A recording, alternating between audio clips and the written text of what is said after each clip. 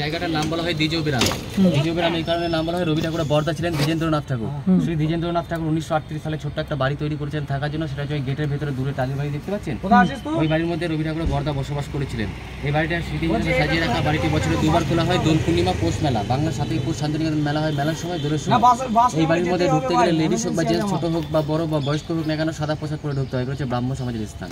আচ্ছা, ব্রাহ্ম সমাজ। চলো পর্ব দেখছেন, গেটগুলো খুব খোলা থাকে।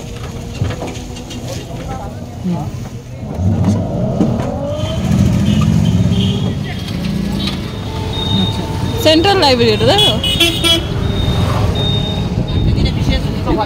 আপনি বাদিকে দেখুন, এই বাসগুলো এগুলো হচ্ছে আপনার ছোট ছোট বাচ্চাদের হস্টেল। ক্লাস 5 থেকে 12 যে সব বাচ্চারা বাইরে থেকে পড়তে আসে, এখানে স্কুল ইউনিফর্ম হচ্ছে ওই যে বলতে দেখতে পাচ্ছেন। আচ্ছা আচ্ছা, পাঞ্জাবি পায়জামা বাচ্চাদের এটা। বাচ্চাদের গাছে তোলে ক্লাস হচ্ছে, নার্সারি থেকে 12 অবধি গাছে তোলে ক্লাস হয়। আচ্ছা, এটা হচ্ছে নার্সারি ডিপার্টমেন্ট। এখানেই থাকে তো। গরমকালে কি করে গাছে তোলে ক্লাস হয়? গরমকালে গাছটা ভালো না, ঠান্ডা তো। রবীন্দ্রনাথ ঠাকুর যেভাবে গাছের তলায় পড়াশোনা করেছিলেন, সেই কালচারকে বোঝাই রেখে এখনো অব্দি গাছের তলায় পড়াশোনা করে শেখানো হয়। এই যে পুরো বাগানটা দেখতে পাচ্ছেন, এই বাগানটার নাম মৃণালিনী আনন্দ পাঠশালা। মৃণালিনী আনন্দ পাঠশালা রবি ঠাকুরের স্ত্রী নামে এই নামটা দেওয়া আছে, মৃণালিনী আনন্দ পাঠশালা। এখানে বাচ্চাদের ওপেনিং ক্লাস দেখতে পাচ্ছেন। আমরা দেখুন এই যে মাটির বাড়িগুলো দেখতে পাচ্ছেন, তুমি পাঠাবা। বাড়িটির নাম বলা হয় আলাপরিচয়। আলাপরিচয় কারণে বলা হয় শান্তিনিকেতন বাড়ির মধ্যে বাচ্চাদের পুরোনো বটগাছ 1901 সালে বটগাছটা লাগানো হচ্ছে, 2022 121 বছর বয়স। 121 বছর। তিন পাহাড়ি বটগাছ। তিন পাহাড়ি বটগাছ এই কারণে নাম দেওয়া হয়, রবীন্দ্রনাথ ঠাকুর 3টে পাথর 3 দিশায় সাজিয়ে ছোট্ট বটগাছের চারাটাকে লাগিয়ে নাম দেয় তিন পাহাড়ি বটগাছ। আচ্ছা, এই স্টেপটা এখন করা হয়েছে রবীন্দ্রনাথ বাড়ি চালানো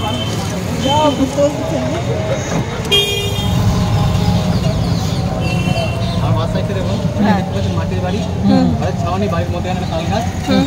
তাল বাড়িটির নাম দিয়ে তালক গাছ। রবীন্দ্রনাথ ঠাকুর একটি কবিতা লিখেছিলেন, এক পায়ে দাঁড়িয়ে তাল গাছ ঝাড়িয়ে। ওই কবিতার অনুসারে এই বাড়িটাকে বানিয়েছি। আচ্ছা আচ্ছা, বাড়িটার নাম কি বললেন? কি বললেন, নামটা কি বললেন? তালকগঞ্জ। তালকগঞ্জ, আচ্ছা আচ্ছা আচ্ছা। বাদিকে সাদা রঙের একটি বাড়ি দেখতে পাচ্ছেন, এটা হচ্ছে উপাসনা গৃহ, ব্রাহ্ম সমাজের মন্দির।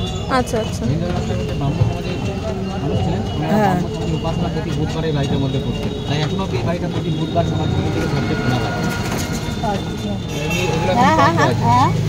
এটা হচ্ছে আপনার মেন বাড়ি, শান্তিনিকেতন বাড়ি। এই বাড়িটাকে তৈরি করেছেন রবীন্দ্রনাথ ঠাকুর, বাবা বৈষ্ণব দেবেন্দ্রনাথ ঠাকুর।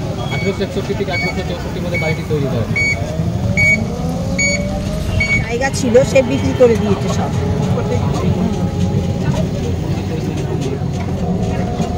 বাদিকে দেখুন একটি জায়গা দেখতে পাচ্ছেন, বাগান।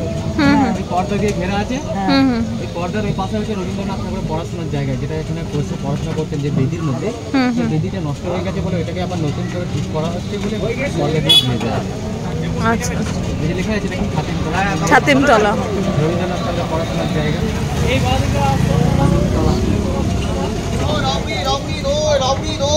টিকিট করতে হয়, মিউজিয়াম যদি মনে করেন যে আপনারা ঢুকবো, ঢুকে দেখবো, আপনাকে 70 টাকা টিকিট করতে হবে। আচ্ছা আচ্ছা, তারপরে আপনি মিউজিয়ামে মিউজিয়াম বলতে রবীন্দ্রনাথ ঠাকুরের বাড়ি। এই বাড়িটাকে রবীন্দ্রনাথ ঠাকুর তৈরি করার পর বাড়িটির নাম দিয়েছিলেন উত্তরায়ণ। রবীন্দ্র ভবন লাস্ট নাম নিয়েছে, কলকাতায় আছে উত্তরায়ণ। রবীন্দ্রনাথ ঠাকুরের জামা কাপড়, ছাতা, লাঠি, বই, খাতা, পেন, বালতি, 4 টাকা গাড়ি সব আছে।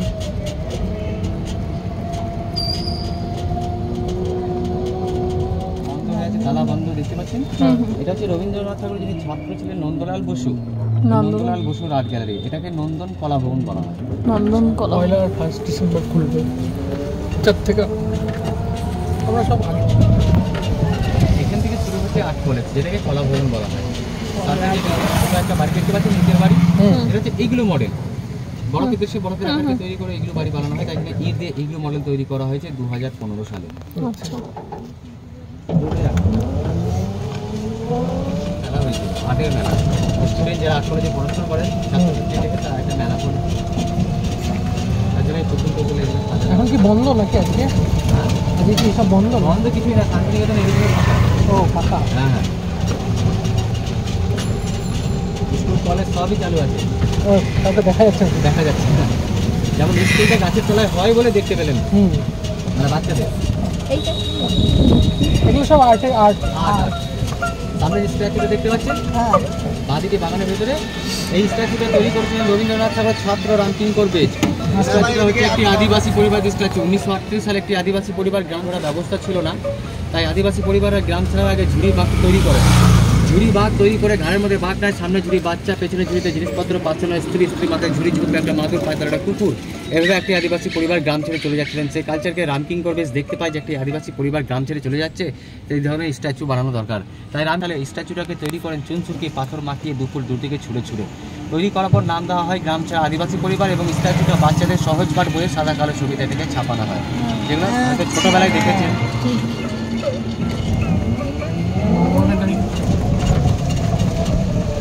এখানে একটা স্ট্যাচু দেখতে পাচ্ছেন, স্ট্যাচু ওই যে দেখুন স্টুডেন্টদের দেখেন গাছের তলায় ক্লাস করছে, আর্ট কলেজ। স্ট্যাচুটা হচ্ছে একটাও আদিবাসী পরিবার স্ট্যাচু। স্ট্যাচুটার নাম বলা হয় কলের বাঁশি। 1955 সালে কিছু আদিবাসী পরিবাররা রাইস মিলে কাজ করতেন। রাইস মিল থেকে একটি বাঁশির আওয়াজ দেওয়া হতো, যেটাকে মানে সাইলেন্স বা হুইসেল বলা হতো। হুইসেলের আওয়াজ যখন আদিবাসী পরিবাররা শুনতে পেতেন তখন বুঝে নিতেন যে আমার কাজে যাওয়ার সময় হয়ে গেছে। তখনকার দিনে কী করতেন, দিদি বোন সঙ্গে পেছনে বাচ্চাকে নিয়ে বাড়ি থেকে বেরিয়ে দৌড়তে দৌড়তে কাজে চলে যাচ্ছিলেন। সেই কালচারকে রামকিঙ্কর বেশ দেখতে স্ট্যাচুটা এখানে তৈরি করেছিলেন। তৈরি করার পর নাম দেওয়া হয় কলের বাঁশি, এবং স্ট্যাচুটাও বাচ্চাদের সহজ পাঠ বইয়ে এটাকে ছাপানো হয়। এরকমই ছাপানো।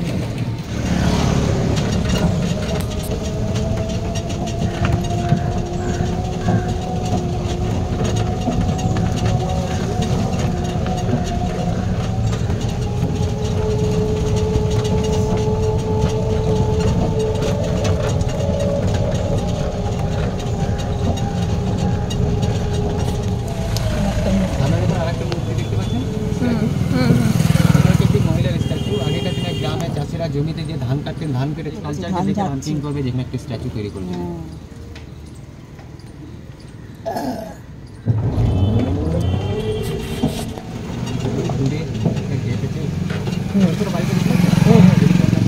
রবীন্দ্রসঙ্গীতের কলেজ, রবীন্দ্রসঙ্গীতের কলেজ আজকে ছুটি আছে।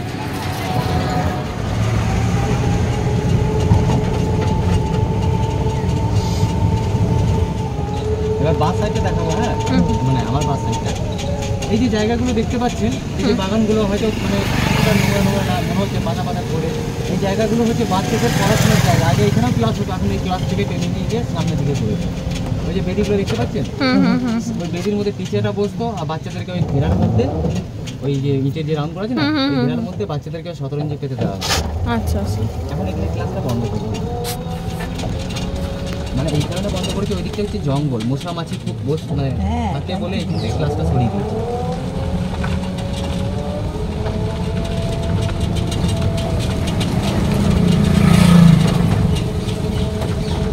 বাড়িকে দেখবেন একটি ছোট্ট দোতলা বাড়ি দেখতে পাচ্ছেন, এই যে রং করা হচ্ছে, বাড়িটাকে বাঁশ দিয়ে রং করা হচ্ছে। বাড়িটির নাম বলা হয় মালঞ্চ।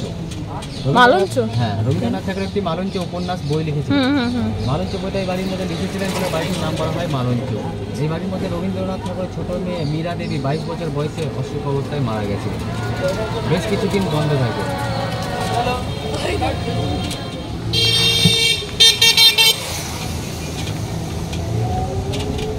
2013 সালে মালঞ্চ বাড়িটাকে নাম চেঞ্জ করে দিয়ে নাম দিলেন, কিন্তু তারপরে আপনাদেরকে দেখালাম রামকিঙ্কর বেজের কিছু জিনিসপত্র এই বাড়ির মধ্যে রাখা আছে, তাই বাড়িটির নাম দেওয়া আছে এখন কিঙ্কর ব্যাগ। 2013 সালে সাল ডেট লেখা আছে, দেখতে পাচ্ছেন 3 ফেব্রুয়ারি 2013। ঢুকতে দেয় না তো।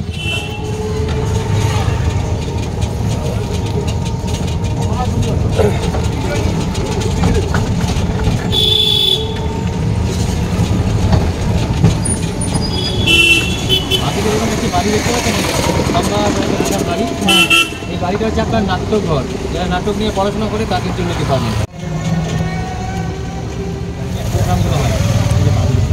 আচ্ছা আচ্ছা।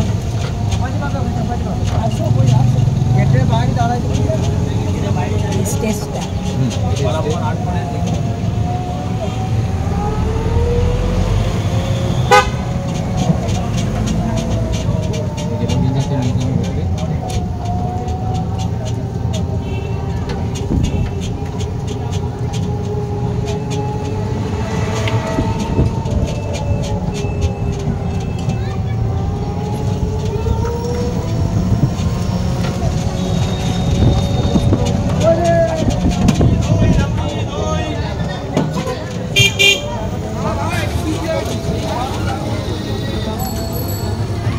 নিউটার ভিতরে মানে বড় লাগে তাহলে দেখে কিছু দিতে লাগে গেছে দেখ